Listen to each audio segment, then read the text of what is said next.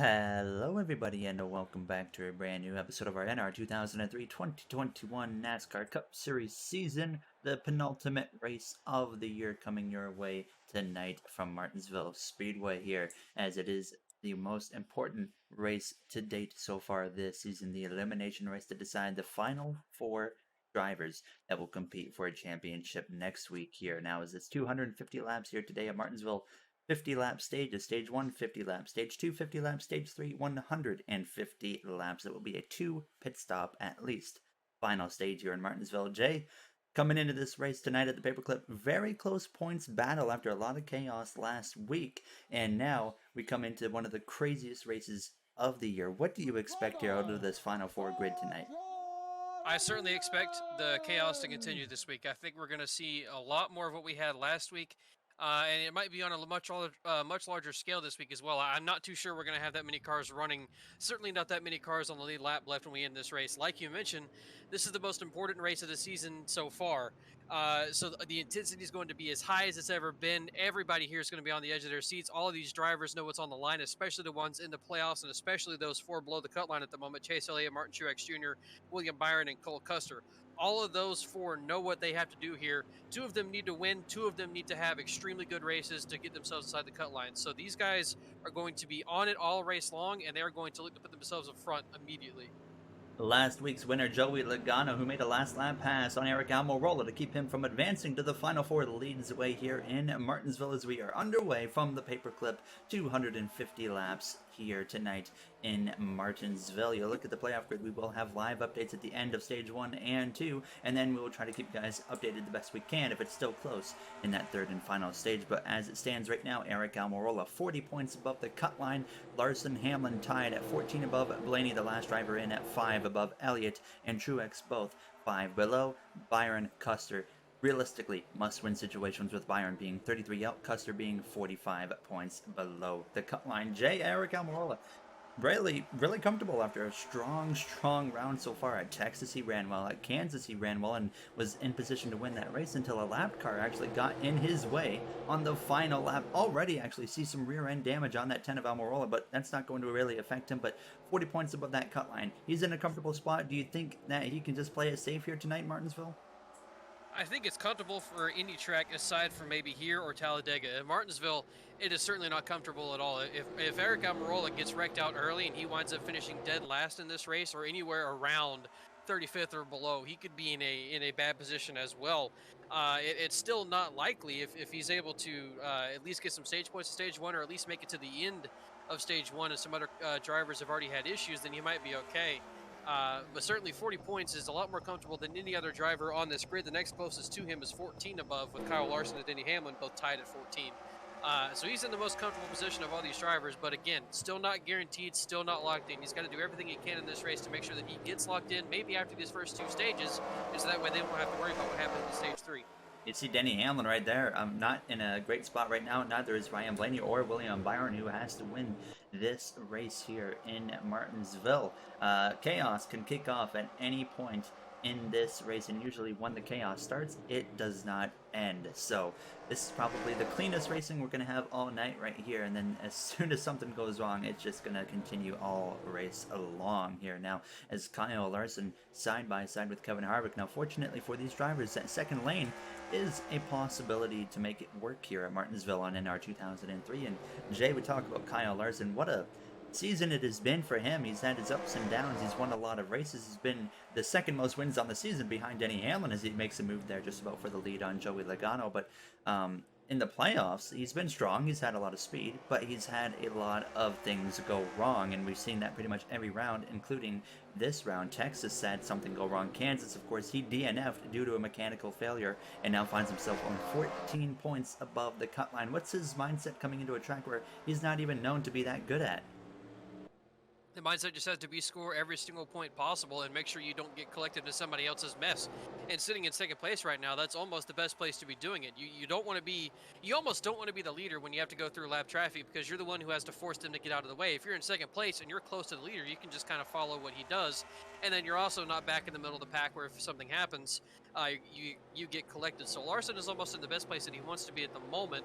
But I'll tell you what, Gary, as we've gone farther in these playoffs and more guys have gotten eliminated, we've seen stronger guys like Kevin Harvick and Joey Logano and Kurt Busch get eliminated from the playoffs, but they're still in these races. They're not in the playoffs fighting for a championship right now, but they're certainly still in this race to go and get wins. And right now, at the moment, certainly the last couple of weeks, Logano and Harvick have been very strong, and they've been outrunning some of these playoff guys and keeping points from those Caution. guys and keeping a win from those guys as well. So, early caution here is going to. I think this might be where we start to see some chaos. My point is non-playoff guys. We've seen some stronger guys get eliminated, and they're still showing they can win races and get in the way of these playoff guys.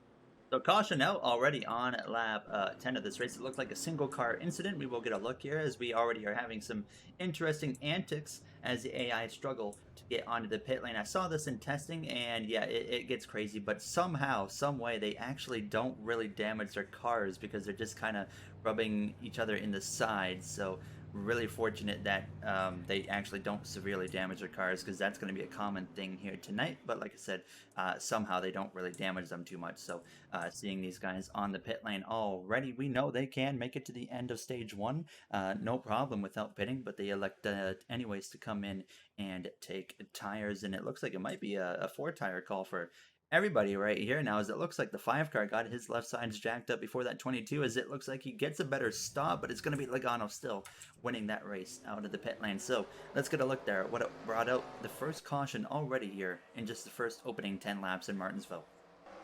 A look at Timmy Hill, who brings up the first caution of the night here in Martinsville. He has a bit of a moment right there in 1 and 2, and he's already up out of the groove and gets sideways there. Goes on the exit of the corner, hits the outside wall, bounces into the 53, and around he goes, gets clipped by the 15 of Davison.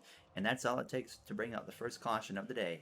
Getting ready to go back green now. Logano out in front over Kyle Larson in second place. Kevin Harvick down there in third. Kurt Busch, Chase Elliott round out your top 5 as we get ready to go back green. We're already seeing some bump and runs here on the pace lap. That's how excited these guys are to get back racing in Martinsville. We do have a couple cars who got stuck a lap down under the pit cycle as we are back underway with Logano with a nice launch right there on the restart. Now is Joey Logano. What could have been if he could have advanced to this round? Obviously was eliminated in the round of 12 in a must-win situation at the Charlotte Roval. He finished runner-up, and then he's come into this round, has been strong, and obviously was able to steal that win away last week at Kansas from Eric Almirola. He won same track last year in 2020, did it again this year, and we can only imagine what could have been, as it looks like that 22 is really heated up at the right time. There's a couple of drivers I could say that for as well. The 4 of Kevin Harvick, he really struggled all season long. After getting those first couple of wins at the start of the year, made the playoffs obviously because of those wins, and then didn't really do anything in the playoffs at all, got eliminated. But now in these last couple of races, he's been really strong. Kurt Busch has been consistent as Kurt Busch is the entire season. He's still been strong, especially the last couple of weeks. And then also his brother Kyle Busch. Kyle Busch missed the playoffs entirely, but he's been pretty good in the playoffs so far. So there's a lot of non-playoff guys, like I mentioned just before we got that caution, that are really running well and kind of keeping points on the playoff guys at the moment. And I'm sure if you're a playoff driver, that's something that's got to be really really frustrating. Also, that's a lot of damage to the rear of Denny Hamlin. He runs 24th place at the moment. A bit of a concern there for that 11 team of Hamlin. And we mentioned last week that if you were putting in Hamlin in a situation where he needs to run really well, Martinsville is the best place to do it. Well, right now, not living up to that expectation is Denny Hamlin and Joe Gibbs Racing. So we'll keep an eye on that here now, as they are going to need to be on it all night long right now, depending of course where say a Martin Truex Jr. or a Chase Elliott is. And I mean, Jay, right now we see Chase Elliott running really strong inside the top 5. Will it be enough to get him into this next round? It's going to be a tough fight for him here. He's only 5 points below, so of course plenty of opportunities for him to get in. But another track I think we both expect to see Chase Elliott run at really well, but you go against Ryan Blaney, where we've seen him run really well at Martinsville as well. So this could come down to the very final laps tonight, Jay, to see who gets into that final 4. And I think you're really concerned if you're Denny Hamlin, not just because you're having those issues at the moment, you're that far down in the order, but then you got to look at the track you're at and the competition you're up against. You're up against Martin Truex Jr. and Chase Elliott, 2 of the best racers at this track. And Denny Hamlin is very good at this track as well, but obviously struggling with that damage at the moment and being farther down the order. So this was a track that coming into the night, I'm sure he thought he could win and not have to worry about points. But obviously with that damage, that's going to severely affect that. He's going to take some time on pit road to fix that, and he's already far back in the field as well. And then not in danger yet of getting a lap down or going a lap down, but if this thing goes green, he might get lapped uh, sometime in stage 2, maybe even towards the end of this stage, depending on the pace in that car. So Denny Hamlin at the moment has got to be worried, especially considering, again, who he's up against here. Really calm up front in the top 10, and then you got a lap car of Quinn Half right in front of the 21 of 11th place of Matt DiBenedetto there in his final couple races in the 21 car, and we don't know, of course, yet his future in NASCAR. We'll have to wait and see if Matt DiBenedetto provides any updates on that, as he's going to try and make a move up the inside there. Almirola up the inside of Ross Chastain. He's currently not in position to get stage points, but that's not a huge deal when you're 40 points above the cut line. But if something goes wrong in stage 3, he finds himself out of this race. I mean, Jay, 40 points might not be enough to keep him in the final 4, as we saw Quinn Half just tag the wall. Yeah, that was certainly close there for Almirola. Had Quinn Hoff really gotten in that wall and bounced back off of it like we saw the 66 do, that could have ended Almirola's race early, which is something he does not need to have happen, even though he has a 40-point gap. So again, like you mentioned, stage points not crucial for him, but they certainly would help a ton. He needs to find himself in this top 10 and get himself a couple of points in this stage and the next stage, just to try and get that cushion and to also maybe try and get himself locked in. But he'd have to score a pretty good amount of points to do that, and at the moment he's not doing that. Seeing some contact there between the two of Keselowski and the 42 of Ross Chastain, but it looks like they will get it sorted out. It was 3 wide as they were working their way around that 00 of Quinn Half. William Byron now realistically has to win tonight. Currently finds himself in 19th place, and we're seeing, Jay, it's definitely tough to pass here now in Martinsville. So what do you got to do if you're, especially even Denny Hamlin, he hasn't been able to pass his teammate of Christopher Bell. So if you're Byron Hamlin, what do you have to do to try and find yourself some track position here at the end of stage 1?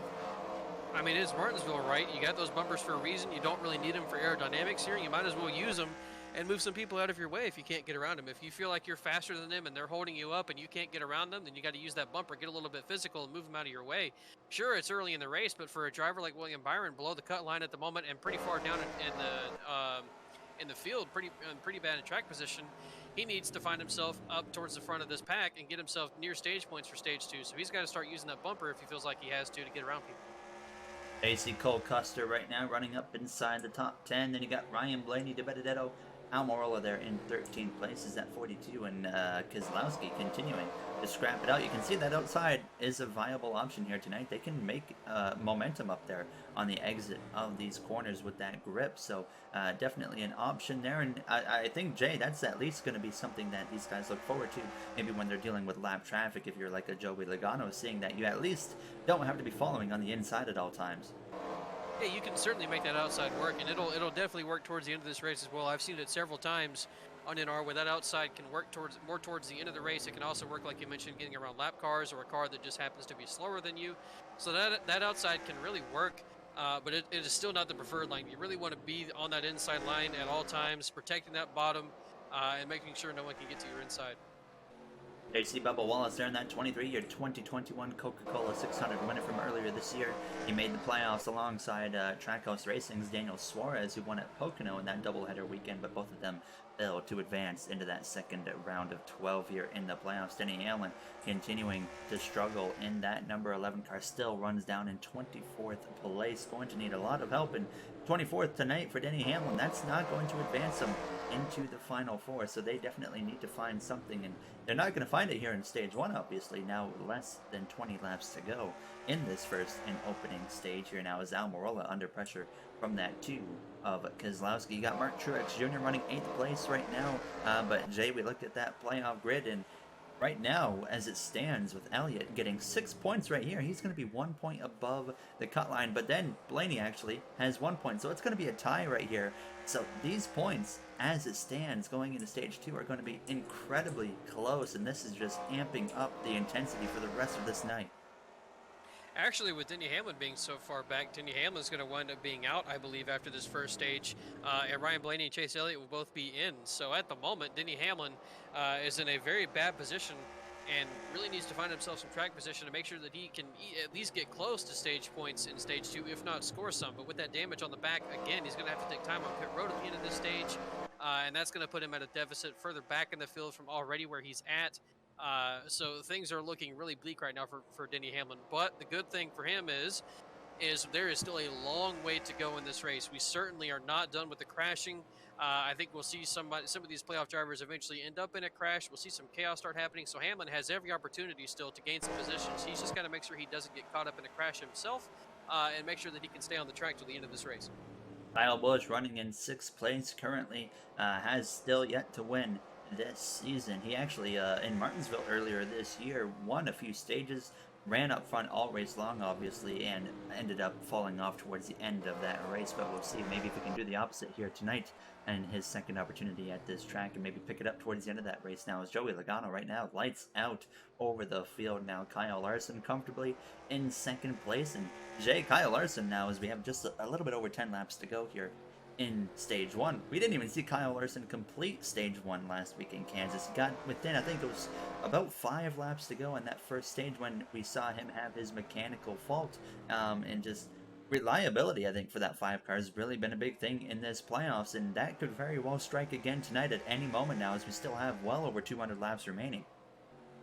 Yeah, he's once again needs to focus on stage points here. That's got to be the biggest thing for that 5 car, and he's doing a nice job sitting in 2nd place at the moment, almost getting the maximum amount that he can. And it's not a desperation for him either. He doesn't need to go out and win this race. He doesn't need to go and drive without his head, and he doesn't need to go and make bonehead moves. He can still drive smart. He can still drive cautiously and do everything he needs to do and still make this next round. With Denny Hamlin already having issues, that's the person he was tied with already below the cut line. So he's got a little bit. He's going to have a little bit of a larger gap after the stage, but again, nothing is still comfortable. Everything can still go wrong for that 5 car team, just like it can go wrong for any one of these drivers in this field at the moment. So Larson just has to keep a clean race and make sure that he gets every single point that he can in case something winds up going wrong, even in stage 3. 9 laps to go.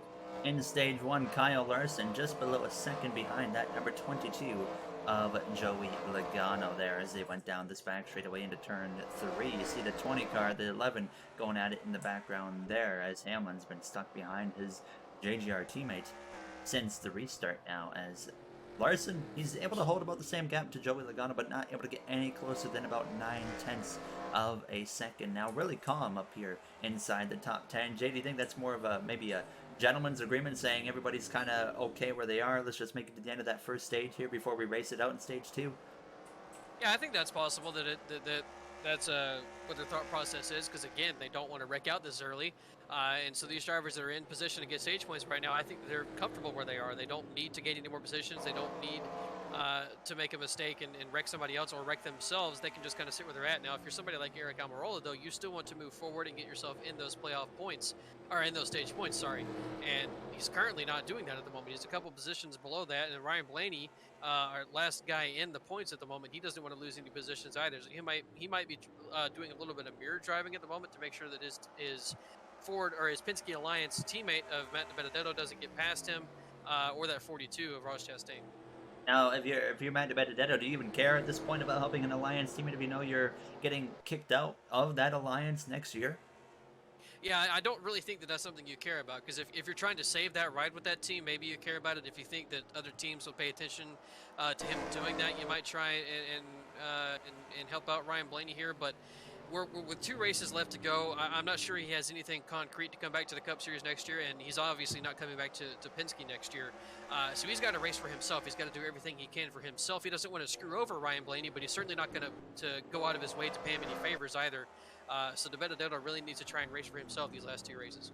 Logano coming up on 3 to go in stage 1 here. Now, there is some lap traffic right there at the end of the straightaway, so we'll get a little bit close, but it shouldn't really present any issues for that 22 of Joey Logano now, as Kyle Larson starting to lose a little bit of ground now, over a second between him and that number 22 of Logano. Blaney now under pressure there from that 42 of Ross Chastain, so keep an eye on that battle here for these final stage points. That one single point could be a huge deal for Ryan Blaney there. Is that 42 Chastain? He is on the move, Jay, and I don't think you want Ross Chastain being a guy you have to defend in closing laps no matter what the stage is. Especially here at Martinsville, where you can be extremely physical. You can use the crap out of your bumper. We know Ross Chastain will do that. A bit of contact there from Corey LaJoie on Christopher Bell. But yeah, Ross Chastain will not be afraid to do anything he has to do to get that stage point, but he also knows it's a playoff driver in front of him. Maybe he'll take it a little bit easy. Who knows? But Ryan Blaney, he needs to make sure he doesn't let that 42 get past.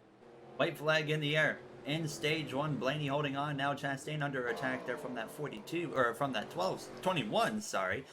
So that is going to benefit him pretty well, as it's Joey Logano coming through to win stage one in Martinsville. Kyle Larson there in second place. So really good runs, as we already actually have the field slowing down already on the exit of turn 4. So they didn't even race it to the line right there. A little bit awkward, but Blaney ends up getting that final stage point anyways here in Martinsville now, as we're going to see everybody clump up here down the back straightaway. Now there was some decent separation, but I'm already seeing some lap traffic play a bit of a role here with Joey Logano, your stage 1 winner. That could be a bit of an issue for him, Jay, as I don't know what in the world the plan is going to be here. Yeah, I don't think he's going to be able to pit like that. Oh, he's going to have to stop. And this, oh no, this actually, if he has to get towed, which I think he's going to have to do. Yep. There he goes. Joey Logano, our leader, is now going to be at least a lap down, if not 2 laps down in this race, because that you automatically get held when you get towed like that on this game. So that'll put Kyle Larson, if he has a good pit stop, in the lead here. And look, Chase Elliott, I believe, is in second place now because of all that chaos. Yes, he is. Logano is going to be multiple laps down no matter what. So he goes from winning stage 1 to getting screwed over by lap traffic to now being out of the picture for this race victory, just because of that wonky AI. There's Kyle Larson, hands down, wins the race out of the pit lane. Is Hendrick Motorsports 1-2-3 with Alex Bowman up there in the mix. But what we're going to do before we go green flag racing for stage 2 is take a quick break and come back with a live points update on the playoff scenario. We'll be right back from Martinsville Speedway for the start of stage 2. Back from Martinsville, getting ready to go green for the start of stage 2. Lap traffic will play a role here. Jay, we got a live playoff update coming into the start of the stage, and boy, does it look spicy. What do we got here for the start of stage 2? Eric Almirola is still up by now 34. Kyle Larson got 3 points. He's now up to, or he got an advantage of 3 points. He's now up by 17. Denny Hamlin is in by 8. Ryan Blaney and Chase Elliott are tied. Ryan Blaney is in by 0. Chase Elliott's out by 0. Martin Truex Jr. is out by 3. William Byron is out by 34. And Cole Custer is out by 44. Both Byron and Custer are probably in must-win situations, but both of them struggling at the moment. Now getting ready for the start of stage 2. Kyle Larson leads the way. Elliott second. 3 lap cars at the minimum here, already in the mix as we get underway. And, well, you know what we should do here for the start of stage 2 from Martinsville Speedway? Let's get the AMP segment going here from Martinsville. Okay, hold on. We got trouble. We got trouble already for the start of stage 2. Chase Elliott, we're going to cut off the AMP for a second. Elliott into the pit lane there. As it appears, I don't see anything visually wrong with that number 9 car, Jay. What in the world? That might be a potential loose wheel they might be dealing with. Obviously, we have no idea. But that car looks squeaky clean. Let's see how long the pit stop is here. It's either maybe a loose lug nut, like you said, or maybe something else going mechanically wrong for another Hendrick car. Yeah, they're lifting up the right side. I assume maybe something to do with those right side tires. You might see them drop the jack and he'll go here. No, all 4 tires are going on that car. So something, I assume, went wrong with the tires on Chase Elliott's car. Maybe they didn't know which one was loose, and they're going to continue to sit there. So it also, oh, there he goes. There he goes. Truex is also on pit road. That we have very, very big playoff implications to start stage 2 here. Out of nowhere, all of a sudden, Elliott has issues. Truex has issues on the pit lane as well. Here for the beginning of stage 2, Truex is rolling as well now.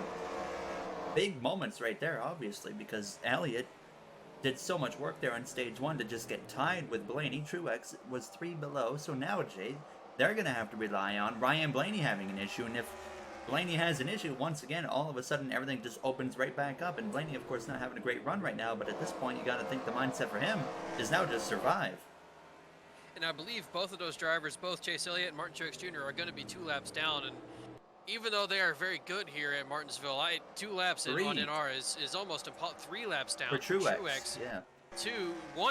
1 somehow still for Chase Elliott. So that's actually incredibly lucky for Chase Elliott. He might be just in front of the leaders. He could gap Kyle Larson and then get maybe another lap back at the end or at the start of stage 3 somewhere in there, depending on where he lines up in this line. But either way, even 1 lap down here, specifically 3 for Truex, that's going to be really almost impossible to make up. I think at this moment you're going to have to hope, if you're Chase Elliott or Martin Truex Jr., you have to hope that Ryan Blaney or somebody else above you has issues and this race just gets straight chaotic. That's really what they have to hope for at this point. Their races are almost over, even with one lap down for Chase Elliott. It is very hard to get laps back here. They have to hope for chaos, especially for that 12 car of Blaney. But now that we've got an idea of what's going on there, now we're going to jump into the amp segment here. Let's get amped from Martinsville.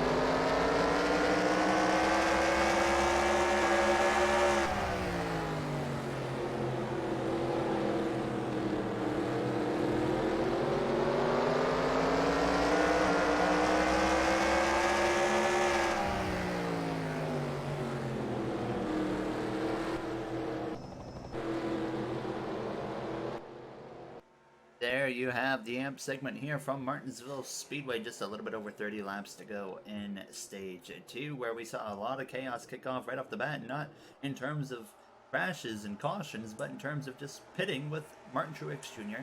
and Chase Elliott. Now, as you see, Eric Almirola, he's way down the order on the grid, but actually runs in currently the 9th position here, as there's so many lap cars in the mix. And Jay, honestly, I mean, that's got to be concerning for a guy like Eric Almirola and everybody's. There's so many lap cars now in the mix all around you that anyone that makes a mistake can completely end your day here.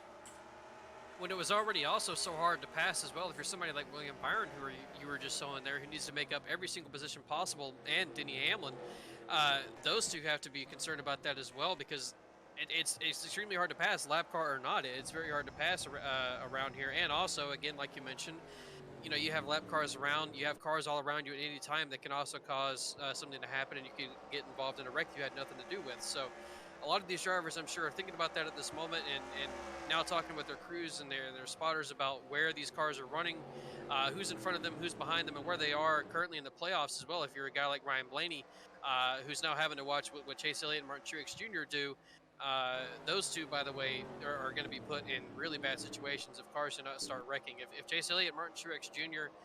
Don't somehow find a way to get their laps back, or if they don't start seeing other cars wreck, they could be in a dangerous situation here where they both get eliminated. Benefits the most out of Elliott's and Truex's issues is this guy right here, Denny Hamlin, who lost nearly half of the points gap he had above the cut line. He was 14 above, now only 8. But now with Elliott and Truex having their issues, Hamlin right now is not going to lose anything here in this stage. So Jay, I mean, I guess Hamlin, he's got to hope for no chaos at this point and hope that it stays green. But nonetheless, I mean, even if chaos kicks off, if he can stay out of the trouble, he's still got a lap advantage on the 9 and a 3-lap advantage on his teammate of Martin Truex Jr. Yeah, we were talking about earlier how the biggest thing for Denny Hamlin would be other drivers starting to have issues, and I was more alluding to drivers getting in wrecks and people starting to wreck out of this race, and Denny Hamlin getting positions that way. I wasn't necessarily talking about Martin Truex Jr. or Chase Elliott having issues that brought them down to pit road and put them several laps down right as we went to green, and that's exactly what happened. And now Denny Hamlin, even though he hasn't really gained any spots, and he's also in danger of going a lap down, because I saw Chase Elliott is not too far behind him. At the moment, his playoffs are going to be saved, and he's going to be still in the Final Four. So Denny Hamlin at the moment, he's okay.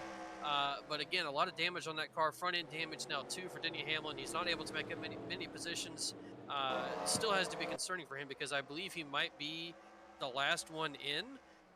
So if somebody like Cole Custer or William Byron finds their way to the front towards the end of this race, that could also eliminate Hamlin that way. So he is in no way comfortable. But currently, as they run, he should still be in. As it stands right now, if it finishes the way it currently is in stage two, Blaney will be 3 points behind Denny Hamlin at the moment, but he is currently in a scrap with the 41 of Cole Custer, who's in a must-win scenario if he wants to make it into that Final Four. And currently, I mean, having a strong top 10 run, Cole Custer is, and he's had a very strong playoff in general, and it looks like it might finally come to an end for that 41 team. And Jay, we never thought we would see this team get out of the first round of the playoffs, and here they are advancing all the way to the round of 8. What a playoffs Cole Custer has put together with that 41 team this season. And obviously still has a chance to get himself into that Final Four if he's able to improve on that car, work on that car a bit, and gain some positions and put himself in the lead and win this race. So nothing is over yet for Cole Custer. He's still very much in this. He's just got to gain those positions that he doesn't have at the moment, and that's something that's been hard to do all night long. He's got Joey Logano on his bumper now, and Logano, even though I think he's a lap or two down, he's still very strong. He was leading this race. He won stage 1, so that's somebody that Cole Custer might fall behind here. And again, he doesn't want to be behind anybody, especially a lap car who's also not in the playoffs, but also very strong. So Custer just needs to, I think they need to work on that car a bit and hope to get some track position. There you see the 24 of William Byron currently running in 13th, trying to pass 8 of Tyler Reddick there for 12th. He's moving his way forward, but obviously not anywhere near where he needs to be if he wants to make it into this Final Four, where he as well needs to look at winning this race. But anything can happen. Still over 150 laps to go here in Martinsville. That sounds like a lot, but 150 laps does go by quite quick at Martinsville Speedway. So these guys definitely don't have as much time as it sounds. There is to see that 22 of Logano just marching through the field. And Jay, if there's anyone here that could maybe unlap themselves the hard way, I think it could be that 22 of Joey Logano tonight. But it definitely looks like it's not going to be enough time for him here to do that in stage 2. Yeah, Joey Logano and Chase Elliott, they certainly still have a chance to get themselves unlapped, to put themselves back on the lead lap. I think Joey Logano has the best chance out of those two, but running out of time in stage 2, and then he'll quickly run out of time in stage 3 as well. So he's got to get marching forward if he wants to do that. But it's a whole different ball game to get to that leader, and then also get past him, and also keep yourself on that lead lap. Chase Elliott is very strong, or not Chase Elliott, sorry. Kyle Larson is very strong. I completely forgot that Chase Elliott has actually had issues in laps down. But Kyle Larson is obviously very strong. We haven't seen him be strong at Martinsville before, but he's at Hendrick now. I think he's going to be strong everywhere. So he's going to be a guy that is going to be really hard for Joey Logano to pass. And so I just don't know if we see either one of those two get their lap back. Chase Briscoe right there on the back bumper of Brad Keselowski on the exit of turn 4. Eric Almirola right there in 9th place. Things are looking really good right now for Eric Almirola and his hopes to make the Final Four for the first time in his Cup Series career now, as he looks to compete for a championship next week at Phoenix Raceway. Now, as he is right behind the 34 of McDowell, who is side by side with that 51 of Cody Ware. Just over 15 laps to go in this second stage. Blaney now trying to put some pressure on the back of that number 1 cart of Kurt Busch and gain 1 more point here potentially before the stage comes to a close, as Harvick is side by side with Kyle Busch. And how about Alex Bowman, Jay, putting together another really good run today? He actually has been running good lately. He finally put up a strong top 10 run recently, and now here he is running second place at a track where we usually don't consider him to be much of a threat. He's another one of those non-playoff guys that's been creating issues for the drivers who are in the playoffs, and another one who struggled all season long, and then the playoffs started, and he started to run better and better in the last couple of weeks. Like you mentioned, he's had some really strong races, and I think if only for that 48 team, if they had been able to do that the entire season, much like the 18 as well, I think they would have been a serious threat in the playoffs, and to at least make it through a couple of rounds. I think for Kyle Busch specifically, I think he would have been able to make it to this round and be a championship threat. So those two unfortunately missed the playoffs. And they got hot at the absolute wrong time, and just wound up missing it because of their not very good performing regular seasons. William Byron was able to get past that number 8 of Tyler Reddick. He moves up into 12th place as he tries to run down that 14 car who's all over the back bumper of Brad Keselowski there through the center of 1 and 2. There is Suarez now, who takes a look below that number 24, but Byron has enough momentum on the exit of the corner there. As you see, Hamlin is being run down by that 9 of Chase Elliott. Obviously, they're not going to be battling for a position, but we've been seeing that 9 continuing to close the gap here as this stage Continues now Larson side by side with that 43 of Eric Jones as he might finally be able to complete the pass there. And yeah, I don't think Kyle Larson even has the best car here tonight. He's just got that track position, which seems so important here tonight. Yeah, I still think that of everybody running, we have our Joey Logano is still the strongest car here. He just unfortunately had that whatever that was. I don't even know how to describe it, where he got stopped in the middle of the grass and had to get towed, and it put him a lap down. So I still think that Joey Logano is still the best car we have. It's just unfortunately a lap down, and Kyle Larson's been gifted this lead. And saying that he doesn't have the best car, I think it's still he still has a very good one, and he's still very good in this race, and he's able to pull away from everybody else behind him. He's just been struggling to get around these two guys right here. We might see him pull away once he does get in clean air if he's able to get around Bubba, but that time he was not able to complete the pass on him. So Kyle Larson, even though he doesn't have the strongest car, he's been gifted the lead, and he's doing everything to keep it at the moment. 9 laps to go here in stage 2. Look at the gap. There's Logano at the line now, and Larson is in the middle of 1 and 2. Still not enough time for Logano, but if it manages to stay green here in stage 3 for a good chunk of time, Logano very well could have a chance to unlap himself, and then if he gets a caution at the right time, and then maybe chaos kicks off, who knows what could happen. We could very well see Logano in the mix for the race of victory by the end of it now, as you see Elliott now working on the back of that 38 of Anthony Alfredo. None of this being for position, unfortunately, for Chase Elliott. Now he still can gain. I mean, Jay, we look at the order right now. There's only 22 cars on the lead lap, so Chase Elliott could still get up to 23rd, and maybe if just something goes wrong for Ryan Blaney, he could still make it into this Final Four, even while a lap down. Yeah, Chase Elliott and Martin Truex Jr. are both in bad positions at the moment, but it's obviously not over for them at all. There's still a long way to go in this race. It'll click down very quick, but there's still a long way to go in this race, and anything can happen if like you mentioned, trouble happens for Ryan Blaney, or let's say even Chase Elliott keeps it clean and other drivers start wrecking out of this race. He might gain positions just based on that as well and find himself inside the top 20, if not the top 15, and he could get in based on that way too if Ryan Blaney falls down the order. So there's still every single way possible for Chase Elliott to remain or to get himself back inside the top 4, and there's still a long way to go in this race as well. Nothing is set and done yet. Matt DiBenedetto sending it real hard there on Ryan Blaney's bumper. I'm sure Ryan Blaney's not going to be appreciative of that, but again, we talked about before, DiBenedetto wants to do everything he can for himself. He doesn't really have to play that teammate game anymore. He's got to race for himself and race for his career. Logano was able to pass that 12 of Blaney. Blaney's going to fight back on the outside against DiBenedetto right here now, coming up to the final 4 laps of the stage. Look at DiBenedetto really sending it in there as well on the 22 of Joey Logano. There's Kevin Harvick's just in front of these two guys now, as you see in the background. Custer battling it out with that traction car and that 78 of BJ McLeod there. Not for position though, as you got Kurt Busch here having a strong top 5 run. Another driver that's been strong, and Jay, I mean, Kurt's been strong all year long, very consistent. He's won a couple of races, but consistency has been kind of his thing this season, right up until that round of 12 where he had just a bunch of things go wrong right at the end of that round in the Charlotte Roval and got him eliminated, and in my opinion, one of the most consistent drivers of the year. I certainly agree with that as well. I think if Kurt had made it to this round, I think he would have been a threat to make that Final Four. I don't know if he's a championship-winning driver, but just based on everybody else having issues and him still being just Kurt Busch and being consistently consistent, always running towards the front, most of the time able to stay out of trouble. Like you mentioned, round of 12, he got into a lot of issues, and that's why he wound up missing out of the playoffs and not advancing.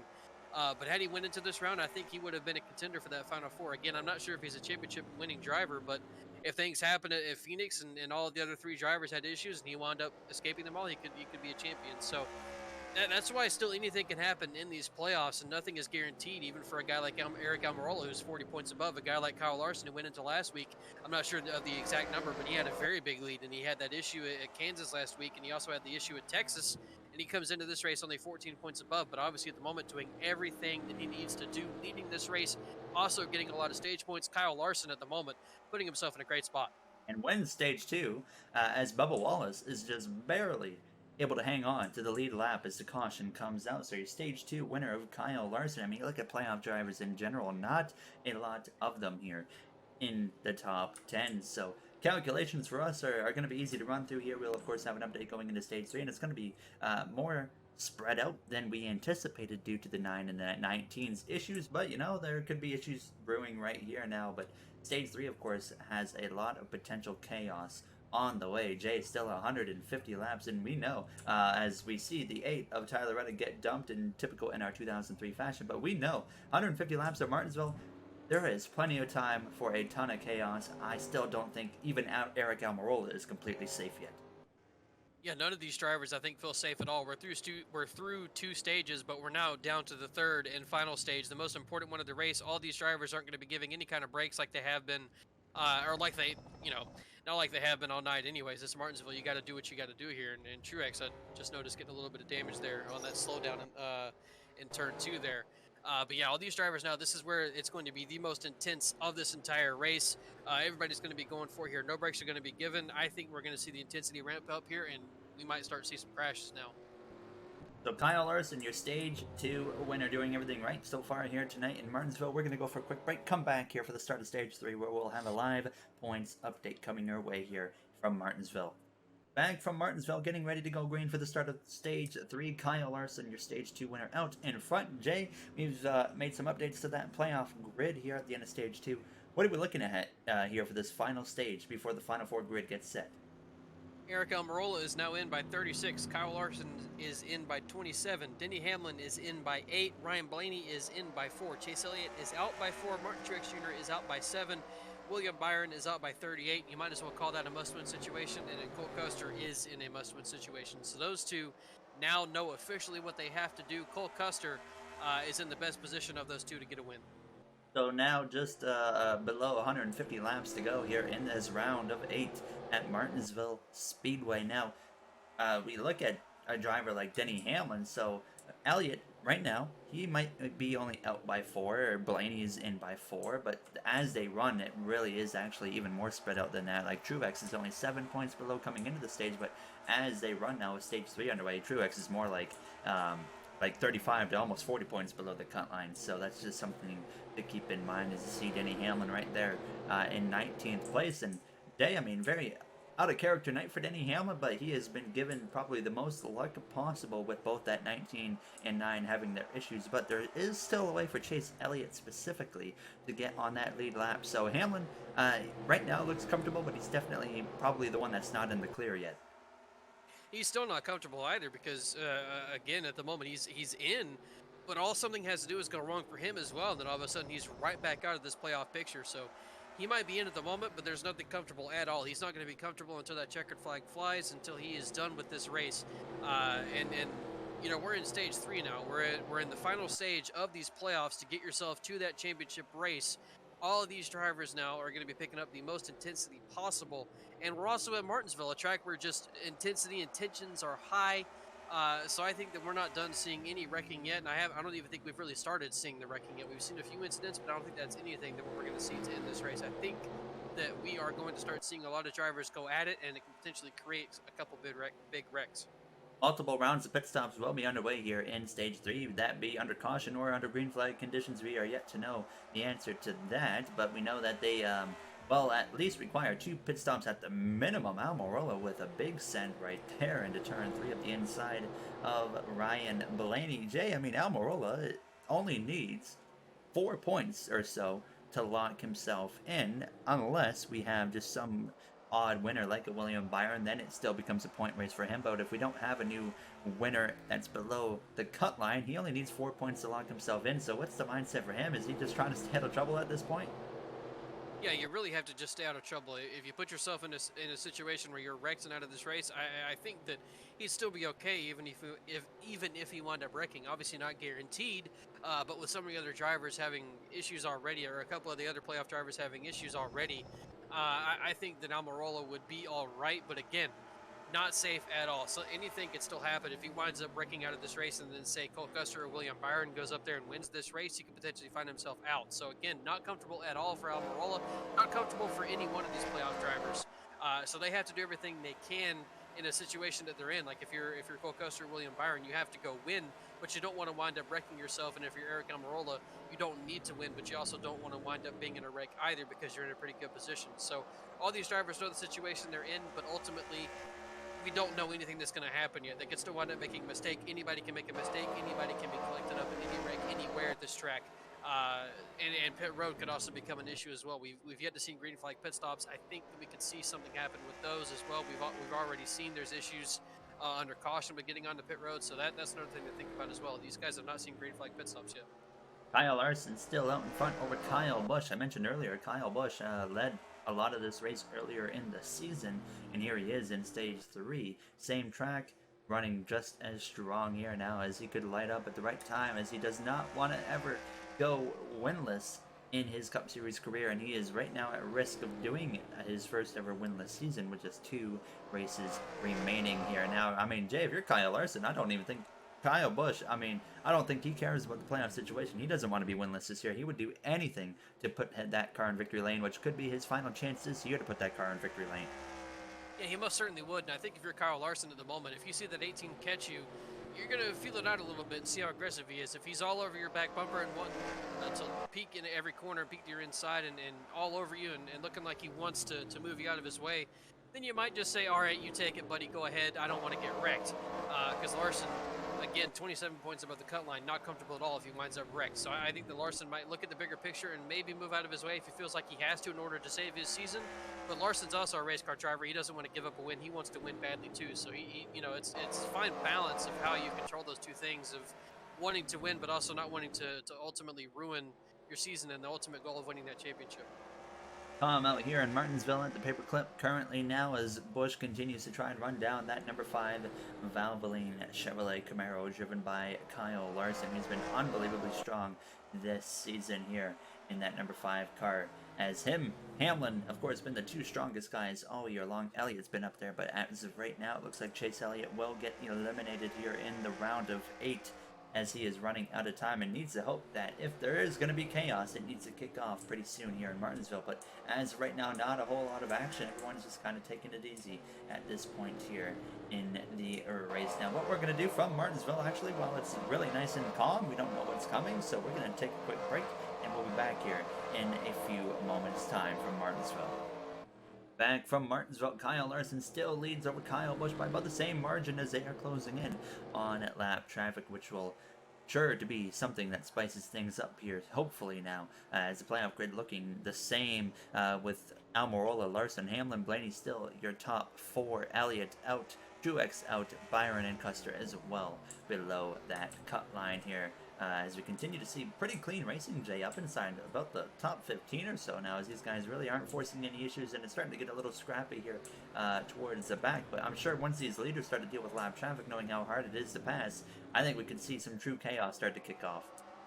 Yeah, I agree. I think that once they start hitting lap traffic and we start seeing all of them have to deal with lap traffic, we'll see potentially see some wrecks starting then, because then you're going to have these leaders here wanting to get past those slower cars. The slower cars are going to be an issue, be in the way. And somebody specifically like Kyle Busch is going to run out of patience, so we might see him move somebody that causes a wreck or something like that. So I still think that we are nowhere near done with the chaos that we've already had in this race. I think we're still going to see some wrecks happen before this. And again, just everybody in the playoffs right now, I think they're still not feeling comfortable at all.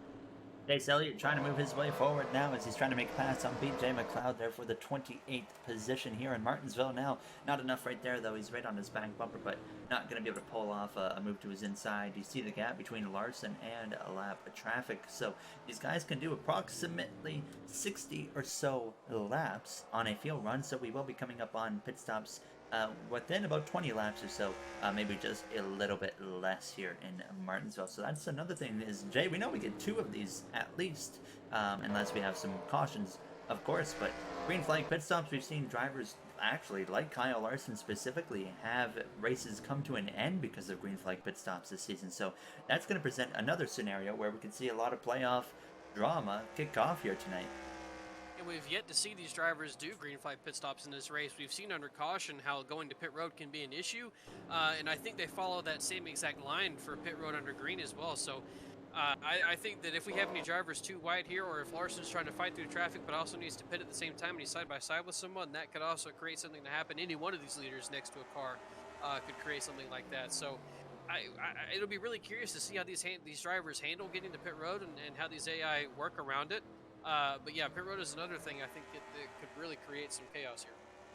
But Larson and Kyle Busch starting to open up the gap over third place of Alex Bowman and beyond there as Kurt Busch is just behind that 48. There you see Matt Benedetto having a strong run up in 6th place. Can he continue to move his way forward? He's kind of stabilized right there in that 6th position. But green flag pit stops, of course, going to be these guys as well. Best opportunities to make some passes here under this long green flag run in Martinsville. So there's a lot of potential opportunities for just about everybody here. As you see Denny Hamlin, he's slowly starting to move his way forward. This is actually the best he's run for the most of the night, is 17th place. So they're slowly getting somewhere. And obviously right now, Jay, things are looking good for that team as long as they don't find themselves in any trouble. Yeah, and again, you know, they look fine now, but we still have a long way to go in this race. There's also a couple of pit stops to go in this race as well. Anything can still happen. And so Denny, I'm sure he has that in the back of his mind of, all right, how are we going to handle green flag pit stops here? What's going to go wrong? What else is going to affect my race and cause me to no longer be in the final 4? And so I'm sure that is there on his mind right now while he's trying to navigate his way through this traffic and gain those positions back. And kind of the same thing for Chase Elliott. He's wondering what else is going to go wrong in this race and trying to gain those positions back, see if he can find a way to get himself back on the lead lap. But currently at the moment, he's not really anywhere near doing that. Elliott only currently runs in the 28th position. His next car to pass for position is at 17. Then it will be the 16 there. But that would only move him up into 26th place. So Elliott is going to need issues for Denny Hamlin, but not only, well, Denny Hamlin or Ryan Blaney, I should say. If one of them has issues, Elliott can get in. So, I mean, Jay, that's one positive for Chase Elliott is, I mean, he has 2 drivers that could have issues that could still get him in. He's not having to rely on just one specific guy. There's at least multiple options for this 9 car to still have a route to this final 4. Yeah, all it takes, honestly, is one of them to have a bad pit stop or you know, just something minor happen to them where they get some damage and have to have extra time spent on pit road.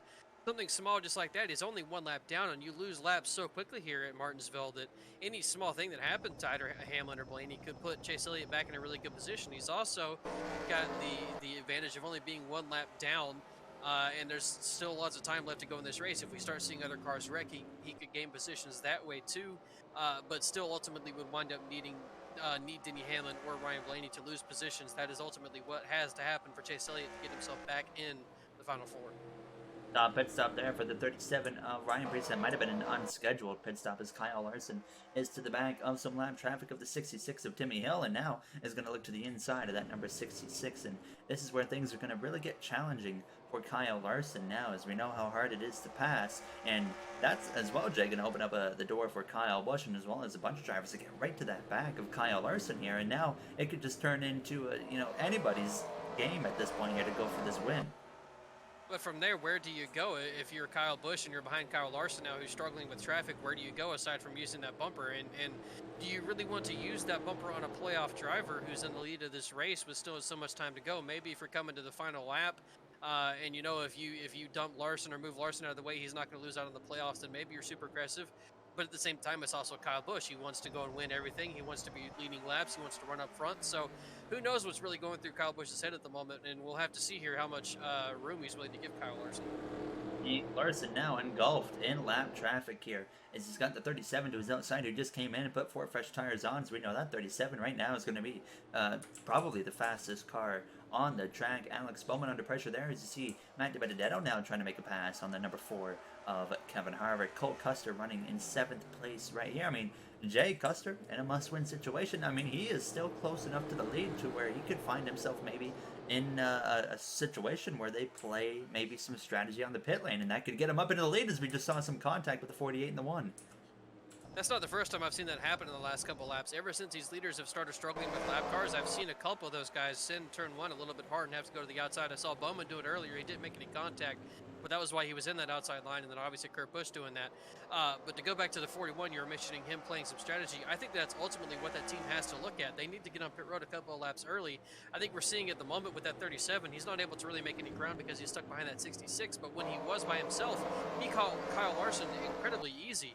Oh boy. So I think, and there we go, we have some drivers pitting right now. I think that's, Cole Custer has to look at doing that as well. He has to get on pit road, try and see if he can make something happen that way. Because pitting early, did I just see the yellow lights on? I don't know if I saw a caution come out. Nope. No, I think we're green. Okay. But yeah, Cole Custer, I think he needs to get on pit road a couple of laps early, get himself those fresh tires, and see if he's able to make up some ground on these leaders, especially these leaders who are struggling right now with lap traffic and running really slow lap times because of it. Larson is going to pit. The 41 is going to elect to stay out, but as well, Jay, I mean, we think about if a caution comes out, Larson goes a lap down, the 41 stays on the lead lap. I mean, there's so many variables right here. As I see trouble in the pit lane, it's the 11 of Denny Hamlin who's around as he looks like, oh, it's not going to be the end of the William world for him. Byron might have had some contact as well there, but I think I'm actually wrong. It looked like Byron's rear end was crunched in, but I think that was actually Hamlin and the 99 who came together there, and that was why Denny Hamlin was spun. So luckily for Byron, no damage to his car. The 78 driving through the grass there, dirt tracking it. I don't know if you remember. Caution is out. Oh, we do have a caution now. We do have a caution. This could be big. It depends on where these Almirola's drivers are leading. and who is a lap down or not. We have big contact on the front straightaway there. The 14 has damage, as well as I see a bunch of damage there on, I think that's Tyler Reddick. Yeah, caution is out, and the 10 of Almirola leads the way. He's coming into the pit lane immediately. Reddick is up here in the mix. Kyle Busch is still apparently in fourth place, and I don't even know what's going on at this point here. And oh, we got a lot of issues going on here now. As it looks like, oh, they're gonna get it sorted out. That could have been big right there for Kyle Larson if he didn't get back I saw someone going. smoking in the background around Denny Hamlin. I don't know if that was. No, I think that might have 51. just been the 51, Cody Ware, making his way back around. The 14 has a lot of damage. William Byron suddenly stopped. This might be a That's it for him. Oh, that's terrible for Byron. In a must-win situation, he's going to wind up losing a lap or two here. Mandatory when you get towed like that. This, you know, we were mentioning, Gary, we didn't know how green flag pit stops were going to be. We don't know yet if that's what caused the issue, but I have to think green flag pit stops had some kind of had something to do with it, because you see those skid marks right there. That's coming towards pit road. I think the green flag pit stops caused what we were thinking it would cause, and that's a caution. I think you might be right now, as we're gonna, of course, go in now and look at some replays and then see where everything settles out, as it looks like Almirola might be leading. Kyle Larson is apparently potentially trapped a lap down, and everything has just gone all over the place here, and we'll get some better looks at what's going on once we check out what has caused this caution. So let's dive in and see what's brought out the yellow flag here in Martinsville late with less than 100 laps to go in the round of 8 elimination race. Here's a look at the reasoning for the caution. We got cars coming out of the pit lane, cars trying to come in. The one car cuts across the 21, who has a 78 below him. The 12 gets taken out by the 53, and Jay, just a whole bunch of chaos breaks out as a bunch of cars pile in as well. Yeah, and we were mentioning we weren't sure how that line was going to work for green flag pit stops, and well, obviously it showed right there that it's still an issue even under green flag conditions. And it caused Ryan Blaney to have massive damage to his car. You saw all those drivers come piling in. They used their ARCA brakes to their fullest extent and didn't slow down for this wreck at all. Austin Dillon just sending that final note there to Ryan Blaney, who I think might have immediately retired because we didn't see him sitting in his box. Nope, maybe not. Somehow we just didn't notice that he had damage. But there was a lot of drivers that got collected in that, and the 10 and the 41 both just barely got by. The 41 barely got by to the inside on pit road, and Eric Almirola just barely got by on the outside. So it was almost really big for a lot of playoff drivers. And if it stays green, we still have one more set of green flag pit stops on the way. So this could happen all over again to a brand new select set of drivers. Now, before we move on real quick, Denny Hamlin, we saw him in a weird angle, and nothing really happened there. He actually just clipped the 99 of Suarez coming out, and then was just at a weird angle and was stopped. So there wasn't a whole lot to look into there. As we're going to get a live update to see what's going on here with the running order. Back from Martinsville, getting ready to go green with less than 100 laps to go as it stands. We will have another set of green flag pit stops, like we said. And Kyle Larson right now is the last car on the lead lap in 13th place, but Eric Almirola is actually the leader. In second place is Tyler Reddick. Positions all over the place right now. But as the point standings run, Jay, we're looking at a very interesting point situation. Yeah, we're looking at Ryan Blaney, who's in by 14 now, but he's got an extremely damaged car. We're yet to see if he's even going to be able to keep himself on the lead lap or even be competitive. He's on the lead lap at the current moment, but that car is destroyed. I think we might see him follow a lap down and not be able to keep up pace. Denny Hamlin is in by 6. Chase Elliott is out by 6. They are both one lap down, but there is a ton of cars in front of them that are also one lap down. There is a lot of points for those two to grab. It's going to get interesting, to say the least, and like we said, potentially more green flag pit stops, which could just repeat that whole process all over again. You see Hamlin already going to work here now, trying to make up positions. Unfortunately for him, these cars he's currently passing mean absolutely nothing here now, as he is right now in 22nd place. Chase Elliott is in 21st place. Tyler Reddick is now leading the race. He picked up his first career win a few weeks ago. Elliott is on the pit lane in the number 9 car there in that A-Shock Energy Chevrolet. It looks like, Jay, that's a weird one. It looked like he just took fuel only, as Almirola has damage. I'm not too sure what just happened there, and I think Almirola already had Oh! that. Didn't have that damage. Almirola having issues, and they keep it clean, but that's a lot of damage to that number 10 car. As we got more issues in the background, the 42 is going to get turned around by Harvick. Blaney piles in, and that number 12, and the caution is going to come out here in Martinsville on lap 170 of 250. This might force Almirola to the pits. What has gone wrong? We got more issues there, as we got cars going all over the place as they race it back, and that helps Larson, who can go around and actually have his lead lap spot back. As Newman as well has issues as the caution is out. They are going to be coming to the pit lane immediately, and that's going to be another opportunity for chaos. Jay Almirola has one goal: keep the car in one piece. He has failed to do that, but still right now we know he's going to have to spend some time on the pit lane, but I think fortunately for him, he'll still be in the race in Logano as well with a bunch of damage. And there's so many cars on or a lap down right now that I think as long as Almirola is able to keep himself on that lead lap, that he'll be okay. He's not even going to lose a terrible amount of positions. So they just have to make sure that they keep themselves on the lead lap. They have to watch that pace cars. There's still drivers running into each other all over this track right now. That restart was the absolute peak of chaos. We haven't seen this race be that crazy all night long. Oh, Almirola runs into the 42. We're going to get a look at everything that happened, of course. But wow, a big moment there. Almirola elects to not even spend time repairing that damage, so they can't be too concerned. It was just fuel only, topping up on fuel, which as well, Jay, before we look at the replay, that doesn't make a whole lot of sense, because topping up on fuel is still not going to get Eric Almirola to the end of this race. I'm also not 100% sure, but I think that he might have just fallen a lap down. I wasn't paying too much attention where the pace car was relative to him to pitting.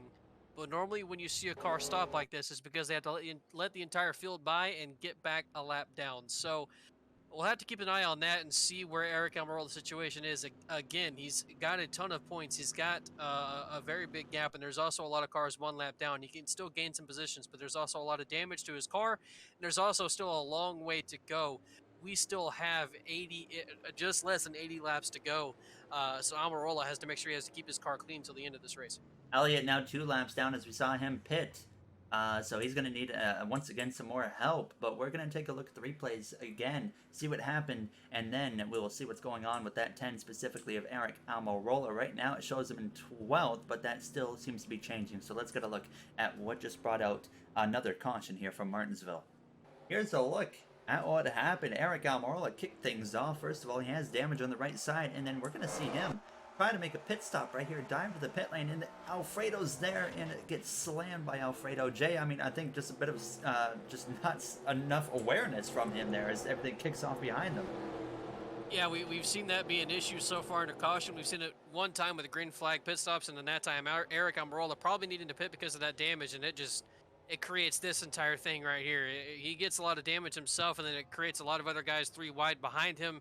They start wrecking, and then the entire front straightaway is just collected in cars and people not being able to slow down, and it's really created a lot of DNFs. It's also created a lot of cars with damage. We've yet to see if any of them are going to be slow enough to affect the race like we've seen before on NR, but I have to think that there's a couple of them in this race currently who are going to be very off the pace.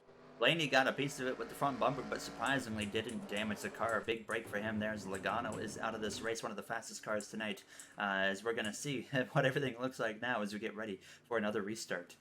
So getting ready to go green, Tyler Reddick is out front. Cole Custer, there's a lot of cars between the two, but Cole Custer in a must-win scenario finds himself in 2nd place with a lot of chaos probably still to go here. Almirola is still on the lead lap at the very back of the pack, so Jay, he could easily find himself in a bunch of chaos as well still before this race comes to a close. So I don't even know what to think at this point. Almirola very well, if he finds himself in another situation, might not be safe either. There is one thing I know, and that's that you can pretty much ignore this running order at the moment because it is all over the place. We only have, I think, 13 ish cars, 13 around that cars on the lead lap at the moment, and they are scattered all throughout this field. There is a ton of lap down cars that are in between first and second place at the moment, and then there's even more in between third place, I believe. So, actually, never mind. De Benedetto is immediately making a move on Cole Custer. So there is some guys on the lead lap right there together. The 41, the 21, the 18, and the 1 are all there together. But there is still this field is majority lap cars, and this field is also at this point majority damaged cars. And once again, I still think we're not done with the wrecking. Carson is on the lead lap still as well, and I should point out, 32nd on down is out of this race. So the only way Eric Almirola can get eliminated now at this point is if, say, Cole Custer wins this race, and then of course Kyle Larson overtakes Almirola in points, but then Almirola would still have to have a miserable finish for other drivers like Denny Hamlin or Blaney to overtake him as well. But as of right now, it looks like no matter what, as long as that 41 doesn't win, Almirola is easily going to cruise to a Final Four position as it stands. And right now, I mean, right out in front here as we got there, you see Almirola there with all that damage on that number 10 as Kyle Larson runs there. I mean, Jay, honestly, Kyle Larson, it has one of the cleanest cars here tonight, surprisingly, now as he finds himself continuing to work his way through traffic. And Kyle Larson, who spent a majority of the early part of the season and the mid part of the season having the worst luck possible, he was very fast, but anytime something would go wrong, it would find his way to go wrong for Kyle Larson. So far tonight, he's been one of the luckier drivers to keep himself away from these incidents, and it's really benefited him so far. But again, we're still not done. Anything can still happen. I might have also just jinxed him, because normally when I talk about a driver having a fun time and having no bad luck, a couple laps later they end up junked. So Kyle Larson, I'm sorry if that winds up happening to you. But still a long way to go in this race. Anything can happen. And Cole Custer, a guy who needs to win to get in at the moment, he doesn't have to focus on points at all. He's got to focus on finding his way around that 8 car and finding his way into victory lane. He doesn't have to worry about points. If he winds up wrecked out trying to do that, then that's whatever. He's already in that situation anyways. But for a guy like Chase Elliott, he needs to make sure he stays clean to not wind up DNFing in this race. Kurt Busch trying to make a pass on second place of Cole Custer there to move up into that runner-up position as Reddick is pulling away now. 3 seconds in front. Of course, he didn't have to deal with lap traffic like Custer and everybody else behind him for position has had to deal with. So a huge advantage to Tyler Reddick now, who tries to pick up his second win on the season. But that last caution didn't come out late enough for these guys to avoid green flag pit stops. So that's kind of what kicked off everything here so far tonight. And we know that as of right now, if it stays green, we're going to see that potentially happen again. Hamlin right to the back bumper actually moves his teammate of Truex out of the groove. And Hamlin right now runs in 18th place, and right now Ryan Blaney runs in 8th place. So Hamlin is still behind Blaney and the last one in, but as it stands right now with Elliott having his issues, 2 laps down after that unscheduled pit stop on the restart, he's going to need to have an issue once again for Elliott to be able to beat him. So at this point, Jay, you look at the condition of that 11 car, it is not pretty. That 24 Byron, who's in a must-win, has a really clean car, but obviously it being so tough to pass, it's not looking good for Byron, of course, being a lap down as well. Yeah, William Byron, even though his car looks good, he's a lap down, and it's going to be really hard for him to get that lap back. And I don't even think he may not even have a chance of getting that lap. Hamlin. Goodness gracious, Denny getting aggressive, knowing what he has to do. That 17 might hit the wall here and bounce back into traffic. Man. He's going to be clean. Luckily, there was no one around him when he did that. He also almost got into Kyle Larson. That jinx I mentioned almost worked there a moment ago, or almost happened. And then Ryan Blaney. Look at that car. That car is absolutely destroyed, and he's still hanging around with William Byron. He's still able to hang around and not be completely off the pace. He's obviously not competitive, but he's not completely dead in the water either. He's still able to run decent lap times, and he's still able to keep himself from losing lap after lap after lap. So Ryan Blaney might be in an okay position here. He just needs to make sure he gets no more damage. Hope that the 11 doesn't punt you here in turn 1, because Hamlin, he's not waiting around at this point here, as he just straight up punted the 17 for position. By the way, Hamlin is up now to 17th place. His next car he's battling for position is at number 24 of William Byron. So we'll see if we can make up some ground there, as we are seeing a lot of physicality pick up here from Martinsville. Kyle Busch currently runs in 5th place, now trying to make a pass, now up to 4th actually, past his teammate Christopher Bell, and passing De Benedetto to move up into 3rd place here, as you see Reddick continuing to lead by nearly 4 seconds over that number 1 car of Kurt Busch. There, as you see, Almirola still struggling to get through traffic, but Jay, I think at this point, he's not really too concerned. He's just trying to bring this thing home there in the condition that it's in. Yeah, he needs to just make sure again he doesn't DNF. Which even at this point, I believe if he does DNF, he's still going to be able to keep it into the final four. And the reason why I say that is because I look up at the leaderboard now, and Cole Custer has fallen down to 8th place, 6 seconds behind Tyler Reddick. Obviously, something happened to Cole Custer. I think he's been trapped in the outside lane, which it looks like yes he has been. He's also got some damage to the right side now. I don't believe he had that before. So things have gone awry for Cole Custer all of a sudden, and he's starting to fall down the order. Oh, And he's going to have some oh. contact there with the two of Keselowski, but he's going to keep it clean. Things are really starting to go wrong for Cole Custer. And these guys are really starting to go at it here. Yeah, at the paperclip, now 60 laps to go. So the pit window is open from this point on. But obviously, I think, Jay, we know, nearly some contact there with the 11 and the 19. But I think it'd be too risky with how crazy this has been to actually pit earlier than you need to, even if you're in that pit window. Because we've seen cautions really change everything here and trap people laps down. Yeah, with how getting on pit road is, I think it's almost inevitable that we're going to see some kind of caution or some kind of wreck happen when everybody's trying to do their green flag pit stop. So I think the advantage actually is to stay out longer. In a normal situation, you want to pit early and get those fresh tires on your car. But when it's almost a guarantee that there's going to be some kind of caution, when pitting, you want to stay out. You also don't want to be that driver who's trying to pit and then winds up being in that wreck or in that caution. So I think that we might see people go as far as possible this time around before they pit. So now Hamlin is actually back into the third spot in the points as he is past Ryan Blaney there. So Blaney is now at risk of elimination depending on what happens with that 9 car and of course Blaney himself throughout the rest of these final 57 laps here at the paper clip. Now Kyle Larson just really at this point keeping his car clean, not doing anything over aggressive as he runs in that 11th position here in Martinsville, and his next target is Ryan Blaney for position to re-enter the top 10. We know Jay Larson has a car capable of winning this race, but at this point with how things have gone, do you think that's really something that he's got to be focusing on, or is it just making sure he doesn't get taken out by someone at this point? Certainly has to be just making sure he doesn't get taken out. He doesn't need to go win this race at all. And there's a ton of traffic in front of him, a ton of 2 wide in front of him. So he's just got to be focused on listening to his spotter if anything goes wrong and making sure he doesn't get collected in a wreck. That's the only thing he's got to be focusing on at the moment. He does not need to go win this race. So we are going to go for one final break here from Martinsville Speedway at the paperclip. Tyler Reddick well out in front over Kurt Busch, and we are going to come back in time for the final 50 or well final probably 40 or so laps of this race, plus some potential green flag pit stops, as we'll be right back from Martinsville.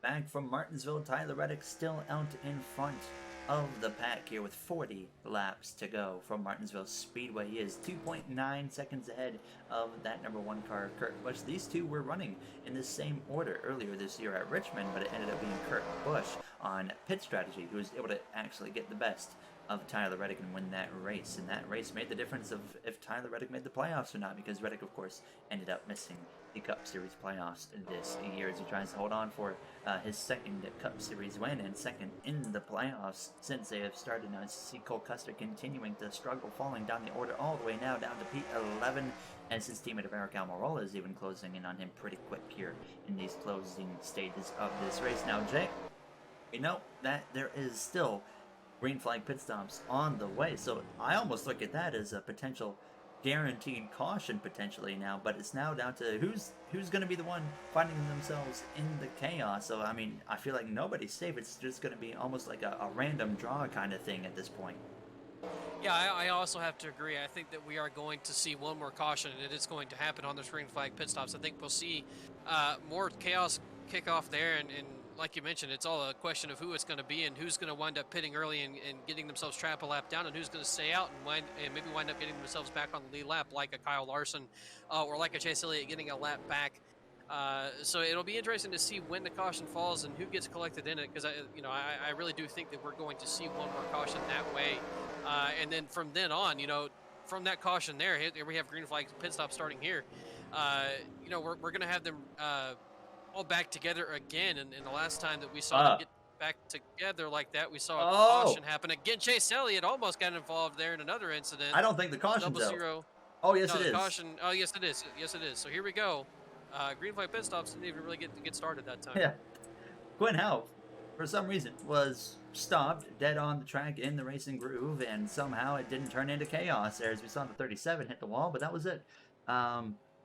So Nothing to look into there, but we'll see why the 00 was stopped for some reason. But caution comes out, and these could be the final pit stops of the day. They can make it from here, so that took all the potential chaos away. But of course, we can still have chaos just on these restarts alone. So who knows what's going to happen here? But there you see Reddick leading the way, and he has a comfortable gap over Kurt Busch, and we'll see if he can stay out in front as he should. And there you see Hamlin. Oh, Kyle Larson. Oh, Truex is around there. I'm going to guess there was some contact with the 5 of Larson, but that doesn't affect either of them at this point. Truex needs help. Larson just needs to stay out of trouble there. Zalmorola as well is into the pit lane. But Jay, now it's going to be about 30 laps remaining here in Martinsville. Who do you got at this point here as your potential favorite? Do you think Reddick's going to be able to hold on, or do you think it's just anybody's game at this point? I'll have to wait and see how many cars are between Tyler Reddick and second place of whoever it winds up being, DiBenedetto or Kurt Busch. I think that's really going to be what determines who is the winner here. If there's a ton of cars between Reddick and Kurt Busch, I'm not sure if anybody has a chance to get to Reddick unless he winds up having some kind of issue. So that's really going to be the big factor here. But I do think that Reddick has a very good car, but we've also seen Kurt run up front all night. I think Kurt also has a very good car. Well, let's get a look here at exactly why that 00 of Quinn Half was stopped on track, bringing out what could have been maybe the final caution of the night, Martinsville. Here's a look at Quinn Half. It looks like he might have had some type of mechanical issue as he's way off the pace, and decides the smartest thing to do is to plant his car directly in the racing groove on the exit of turn 2 and come to a complete stop. And then, of course, we saw the 37 have a bit of a moment right there as he actually kept it off the wall. Big save there as he got hooked by the 9, but the caution comes out for a stopped car on the exit of turn 2.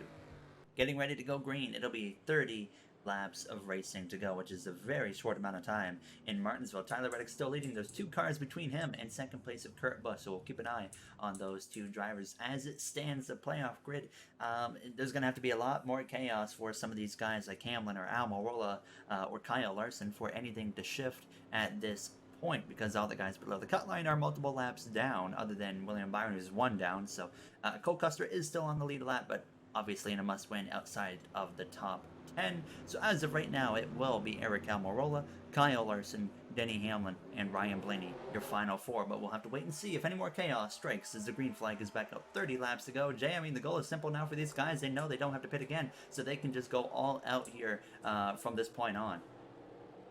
Yeah, and these guys here, this is potentially the final restart of the night. You know, you got to be aggressive as you can here. There's going to be lap cars in between the 8 and the 1 car. I'm sure Kurt Busch is going to want to go as hard as he can here at the 16 and whatever the cars in front of him. I did not see the 21. Oh, needs boy. to go at Kurt Busch. Ryan Blaney on pit road. This is huge for Ryan Blaney.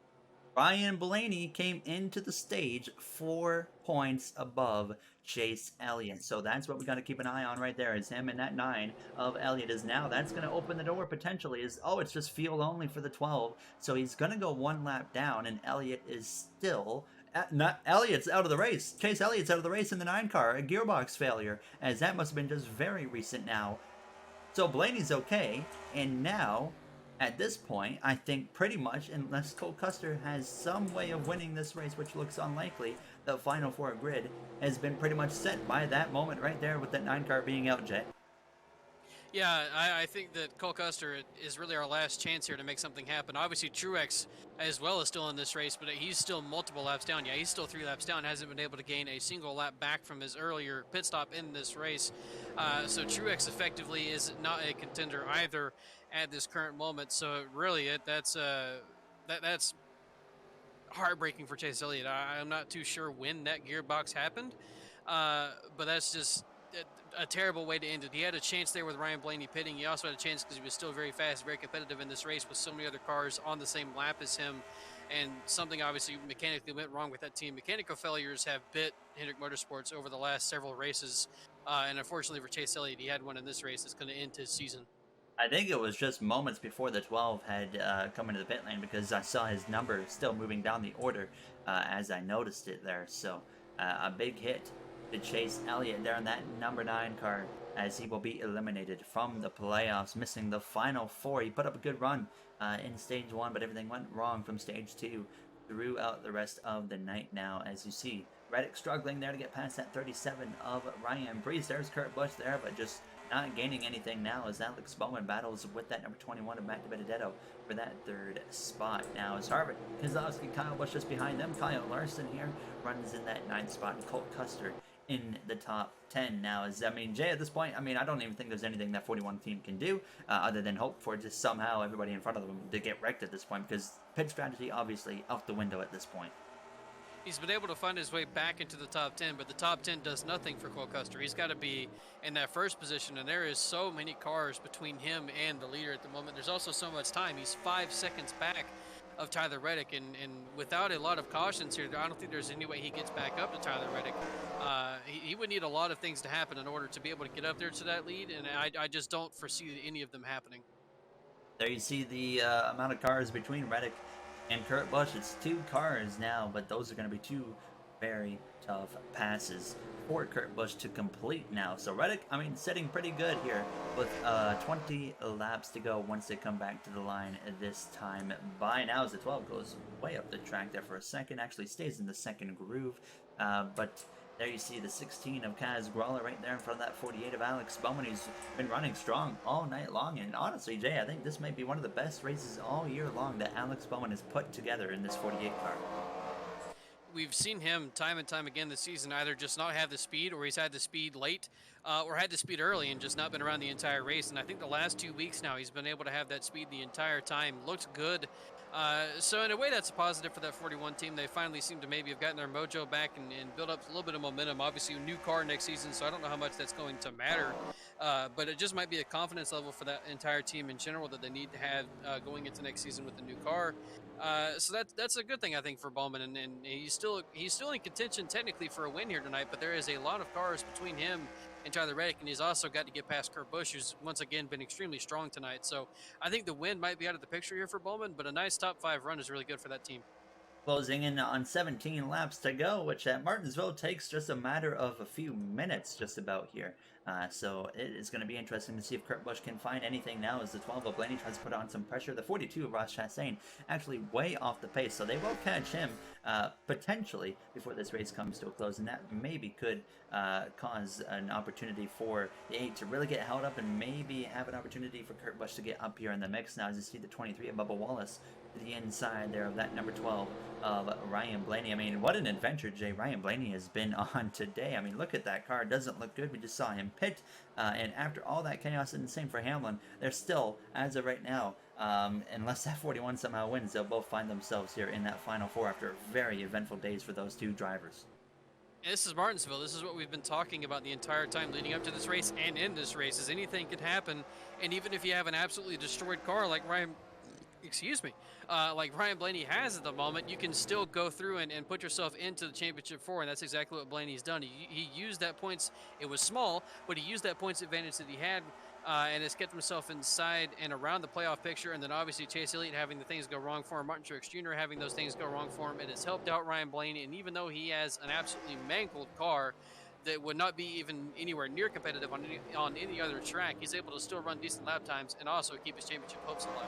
Currently runs P13 here as we close in towards the final 10 laps in Martinsville now, as he continues to hold off that 23 of Bubba Wallace, and Kurt Busch's chances of getting up there in the mix get slimmer and slimmer, especially when that 48 gets past the 16 of Gralla and fills up your rear view mirror here with 13 laps remaining. There's Bowman looking to be in victory lane here tonight for the first time this season, as he is the only Hendrick car without a win this season, with Larson with multiple wins, Elliott multiple wins, Byron with 1 win at Circuit of the Americas, and Bowman would love to win here today. We know that, Jay, but it looks like now that number 1 car, Kurt Busch, might be able to complete a crucial pass right here on that 23.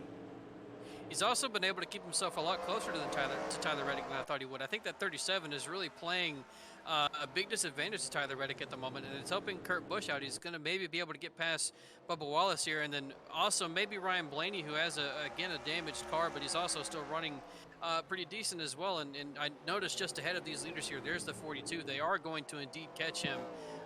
And this is something we haven't seen yet. We haven't seen these guys deal with a slow, off-the-pace car. We've seen them deal with lap cars, but they've been at the same speed. Now this car is off the pace. We're going to have to see how they deal with it. Oh, look at this. It's going down here with Blaney and Reddick, and this opens the door for Kurt Busch to have an opportunity, maybe before this race comes to a close. And of course, like Jay mentioned, that 42 is as well going to be a deciding factor here. We saw lap traffic play a role last week, and that kept Almirola from winning his way in there as Reddick makes a move to the inside of that 37, sees that 42 coming. He knows he needs to get on the move now, with now approaching 9 laps to go in the paperclip now. As look at that 42 way off the pace. Is he going to jump down in front of the 8? Yes, he will, but will he stay in front of him is the real question now, as Kurt Busch needs to be using this opportunity right here, but it doesn't look like he's going to be able to capitalize on it. And honestly, Jay, that 42 actually helped the number 8 of Tyler Reddick in the end. Yeah, and actually they got around him a lot easier than I thought they would. I thought with this track being how Martinsville is, they would struggle to get around him, but obviously once Tyler Reddick got to the inside of Chastain, he's forced to the outside line now, and that outside line is just a huge disadvantage, and him also being a car that's slower at the moment, really going to keep him out there to where he's not going to be able to get in anybody's way, except for maybe somebody like Bubba Wallace or Brad Keselowski, who's too wide at the moment. There you see them going at it there side by side. Bowman in P3, but could be down to 4th if that 2 car makes a move, but that will not happen yet here now, as Reddick is going to have the opportunity to just try and drive away from that number 1 of Kurt Busch, who still has to get through the 37, and the number 12 of Ryan Blaney there. Bowman following through on the inside of that number 42, closing in 6 laps to go at Martinsville. There you see Harvick, Kyle Busch, Kyle Larson, Christopher Bell all going at it, and Jay, another guy who's, oh my goodness, a big move from Larson, but another guy who's been running strong lately, kind of like Bowman, who's really picked it up, is that 20 of Christopher Bell. But like we mentioned earlier, with the new car coming, it's probably not much of a confidence booster for them, but still, I mean, something to at least build something off of here going into that next gen. Yeah, just again get the team feeling a little bit better heading into the new car, and you're not really going to keep anything you learned this year into next year. Whole new car, whole new information, whole new set of everything. But just build some confidence in that team, build some some comfortability there, and they can go into next season and look to be a lot stronger than they were this year. And with that new car next year, we really still don't know what we're going to expect from any of these teams. Somebody like Joe Gibbs could then wind up, I don't think it's anywhere near possible, but they could wind up being a mid-tier car and not anywhere near competitive, say like Kendrick Motorsports could be, or maybe a car who's slower now, like RPM, maybe they suddenly have a big performance boost, or Trackhouse gets a performance boost, or we really still don't know what we're going to see. Obviously, we might still see the same thing that we do now. Big teams stay where they are; they stay really competitive. Small teams may make some gains, but they're still going to be struggle in the midfield. But again, none of that is guaranteed. So I think the next gen really has some big opportunities for some teams to make gains or losses, and it really could reshape the entirety of the Cup Series. Coming up on 2 laps to go for Tyler Reddick here at the paperclip. He went his whole first Cup Series season winless, and here he is now in the last quarter of this season, picking up his first ever win at the Charlotte Roval, and now just a few races later looks to pick up yet another victory here down the back straightaway into 3 and 4.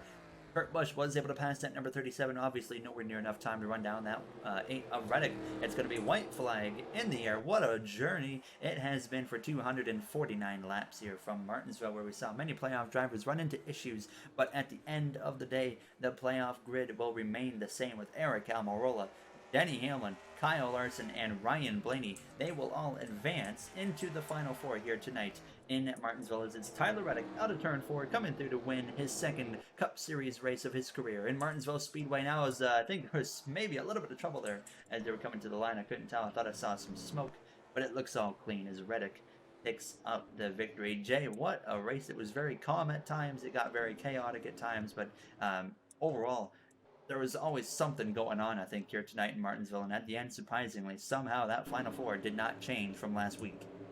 And we talked about it, how there could be issues at any moment. Any driver could be affected by it. And there was a lot of different points in this race where our Final Four looked a lot, what in the world? Chaos post-race. NR. Yeah, but there was a lot of moments in this race where our Final Four looked like it could be a whole lot different than what we came into this. And there was a lot of different moments where drivers had issues at different times. And then we wound up getting towards the end of the race, and everybody just it all kind of evens out, and we had the same Final Four that we came in to this race with. So a lot of things happened in this race, and it really just kind of led to those drivers who needed to get those points and needed to or get a win. They honestly just got caught up in the chaos as well, and that's why it didn't really change. Had those drivers been able to keep it clean, I think we could have seen some things change. Obviously, Ryan Blaney having a lot of issues, Denny Hamlin having a lot of issues. But just Chase Elliott, Martin Truex Jr., Cole Custer, and William Byron couldn't take advantage of it because they had their own things go wrong. I mean, what could have been for Elliott or Truex as well if they didn't have those unscheduled pit stops early in this event here in Martinsville? What a race it was.